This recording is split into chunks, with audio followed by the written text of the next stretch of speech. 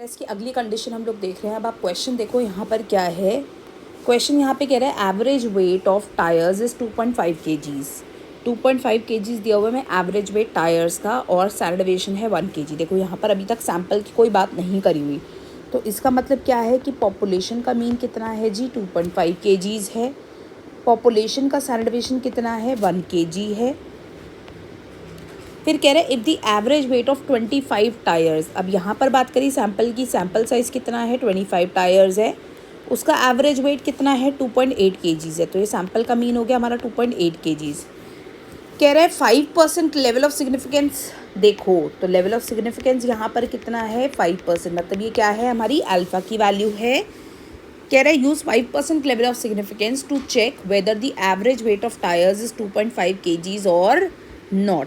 तो null hypothesis हमारा क्या हो गया, मैंने आपको बताया था नल हाइपोथेसिस हमेशा पॉपुलेशन के पैरामीटर के हिसाब से सेट होता है। पॉपुलेशन के मीन की चेकिंग के लिए कह रहे हैं 2.5 kg है या नहीं है, तो mu is not equal to 2.5 kg। इसका मतलब ये क्या हुआ, कम भी हो सकता है और ज़्यादा भी हो सकता है। So it is a two tailed test.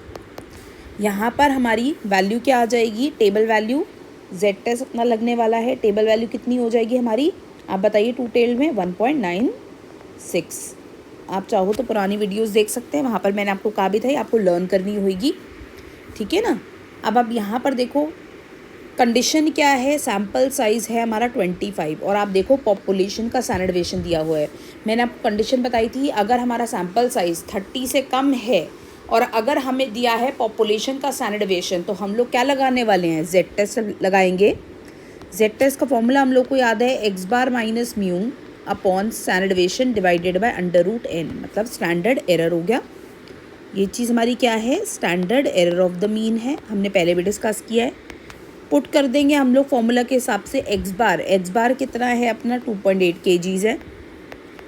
Mu population का मीन कितना है 2.5 kgs upon standard deviation 1, n कितना है 25, तो √25 हमने पुट कर दिया। वैल्यू आप निकाल सकते हैं 0.3 अपॉन 1 डिवाइड बाय 5, तो वैल्यू कितनी आ गई 0.3 इंटू 5 विच इज़ 1.5। आप देखिए कैलकुलेटेड वैल्यू इस बार हमारी कितनी आ गई है जी 1.5 है। हम लोग अपना नॉर्मल डिस्ट्रीब्यूशन कर्व बनाएंगे।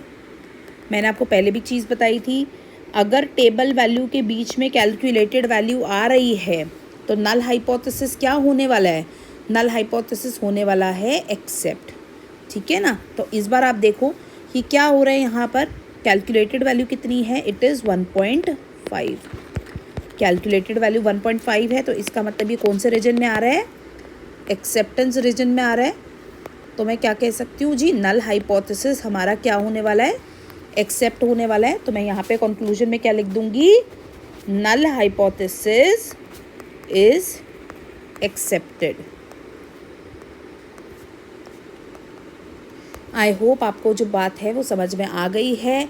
नल हाइपोथेसिस इज़ एक्सेप्टेड मतलब कि जो हमने लिखा था कि एवरेज वेट टायर्स का 2.5 kgs होता है, वो बात बिल्कुल ठीक है। जो हमने सारे के सारे जो टायर्स को देख करके वेट चेक किया था वो बिल्कुल सही है।